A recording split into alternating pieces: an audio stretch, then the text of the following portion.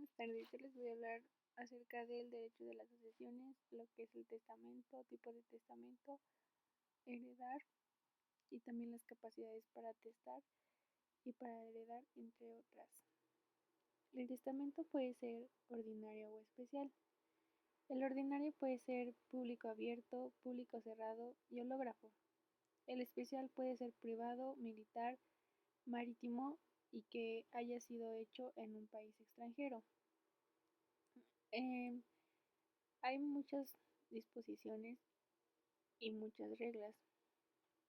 Algunas de ellas son que los testigos no pueden ser testigos de un testamento los que sean menores de 16 años, los que no estén en sus sano juicios, los que sean ciegos, sordos, mudos o los que no entiendan el idioma que habla el testador, los herederos o legatarios, sus descendientes, ascendientes, cónyuge o hermanos, el concurso como testigo de una de las personas a que se refiere esta fracción. Cuando el testador ignora el idioma del país, concurrirán el acto y firmarán el testamento, además de los testigos y el notario, los intérpretes nombrados por el mismo testador. El testamento público abierto es el que se otorga ante un notario y 3 testigos idóneos. El testador expresará de un modo claro y terminante su voluntad al notario y a los testigos. El notario redactará por escrito las cláusulas del testamento, sujetándose estrictamente a la voluntad del testador, y las leerá en voz alta para que éste manifieste si está conforme. Si lo estuviere, firmarán todos el instrumento, asentándose el lugar, año, mes, día y hora en el que hubiera sido otorgado. Si alguno de los testigos no supiera escribir, firmará otro por él, pero cuando menos deberá constar la firma entera de 2 testigos. Si el testador no pudiera o no pudiese escribir, intervendrá otro testigo más que firme su ruego. En el caso de extrema urgencia y no pudiendo ser llamado otro testigo, firmará por el testador uno de los instrumentales, haciéndose constar esta circunstancia. El que fuere enteramente sordo o que no sepa, pero que sepa leer, deberá dar lectura a su testamento. Si no supiera o no pudiera hacerlo, designará una persona que lo lea a su nombre. Cuando sea ciego el testador, se dará lectura del testamento 2 veces, una por el notario, como está prescrito en el artículo 1493, y el otro en igual forma por uno de los testigos u otra persona que el testador designe. Las formalidades se practicarán acto continuo y el notario dará fe de haberse llenado todas. El testamento público cerrado puede ser escrito por el testador o por otra persona a su ruego y en papel común. El testador debe rubricar todas las hojas y firmar el calce del testamento, pero si no supiera o no pudiera hacerlo, podrá rubricar y firmar por él en otra persona a su ruego. En el caso del artículo que procede, la persona que haya rubricado y firmado por el testador concurrirá con él a la presentación del pliego cerrado. El papel en que está escrito el testamento o que le sirva de cubierta deberá estar cerrado y sellado, o no lo hará cerrar y sellar el testador en el acto del otorgamiento y lo exhibirá al notario en presencia de 3 testigos. El notario tiene que dar fe al otorgamiento con expresión de las formalidades requeridas en los artículos anteriores. Esa constancia deberá extenderse en la cubierta del testamento, que llevará las estampillas del timbre correspondientes, y deberá ser firmada por el testador, los testigos y el notario, quien además tiene que poner su sello. El testador puede retirar cuando le parezca su testamento, pero la devolución será con las mismas solemnidades de la entrega. El testamento hológrafo. Se le llama testamento hológrafo al escrito de puño y letra del testador.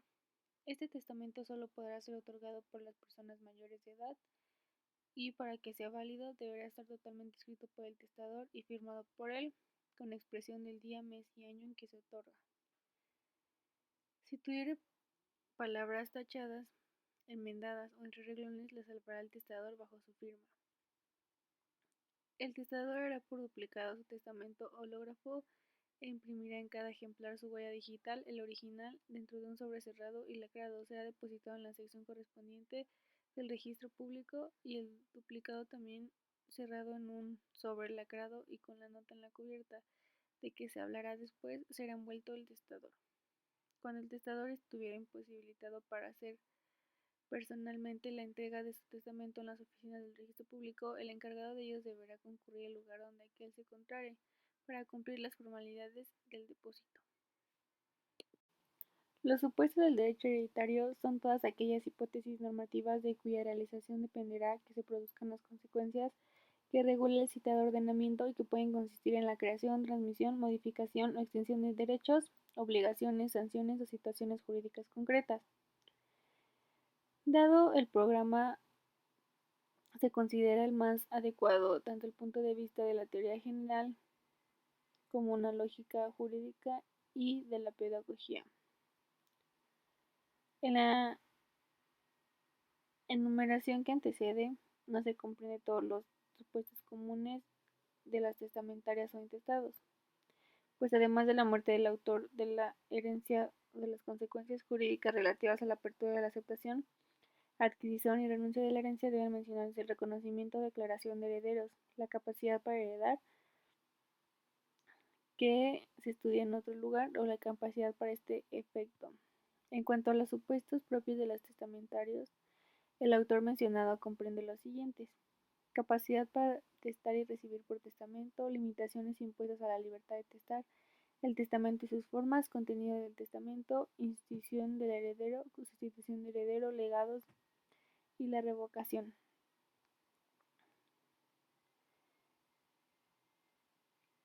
Un supuesto común del testamentario o intestado de la muerte del autor de la herencia puede que sea la muerte del decuyus como supuesto básico del derecho hereditario. La muerte del autor de la herencia es el supuesto principal y básico del derecho hereditario y a el que refieren múltiples consecuencias que además se retrotraen a la citada fecha, aun cuando se realicen con posterioridad. Por esto la citada muerte determina la apertura de la herencia y opera la transmisión de la propiedad y posesión de los bienes a los herederos y legatarios. Presunción de muerte del ausente. Dice el efecto del artículo 1649, la sucesión se abre en el momento en que muere el autor de la herencia y cuando se declara la presunción de muerte de un ausente. Tanto en la herencia legítima como en la testamentaria se aplica el principio de que los herederos adquieren derecho a la propiedad y posesión de los bienes de la herencia desde la muerte del autor de la sucesión. Por consiguiente, los herederos son propietarios y poseedores en la parte alícuota correspondiente antes de la aceptación de la herencia. El momento de la muerte se llama técnicamente apertura de la herencia, aun cuando materialmente no se haya radicado en ningún juzgado el juicio sucesorio. Jurídicamente la herencia se ha abierto en el instante mismo de la muerte o al declararse por sentencia la presunción de muerte del ausente. La denuncia y la erradicación serán posteriores, pero el juez declarará abierta la herencia desde el momento mismo de la muerte. En ocasiones es necesario precisar el instante y no solo la hora en que muere el autor de la sucesión. Tiene interés probar ese instante porque entonces solamente heredarán si murieron después del autor y no tendrán derecho a heredar si murieron antes o en el mismo momento que él.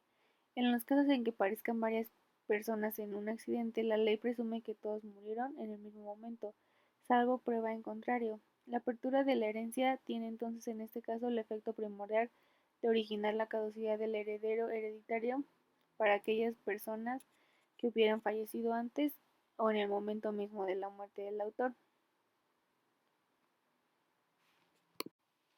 Aceptación y repudiación de la herencia. La aceptación de la herencia es un acto jurídico unilateral por el cual el heredero manifiesta o expresa tácitamente su voluntad en el sentido de aceptar los derechos y obligaciones del decuyos que no se extinguen con la muerte, invocando o no el beneficio del inventario.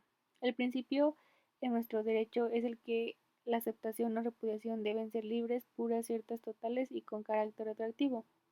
Son libres en dos sentidos, porque nadie está obligado a aceptar o repudiar una herencia y porque debe aceptarse o repudiarse sin violencia física o moral, de tal manera que si el heredero fuera víctima de alguno de los vicios, puede nulificar la aceptación o repudiación.